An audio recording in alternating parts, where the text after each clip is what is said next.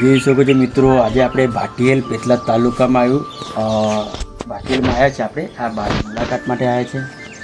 શું નામ બા? ઠાકર. ઘરમાં કોણ કોણ છે બા? કોઈ એને એકલી જ છું. કોઈને? છોકરો બોકરો કોઈ કોઈને? પિયરમાં કોઈ નહીં, હાહરીમાં કોઈ નહીં. તમે એકલા જ છો? તો ખાવા પીવાનું કોણ આપે છે? કોઈના મજૂરી કરી ખાવું. તમે મજદૂરી કરો છો? પણ શું કરતા?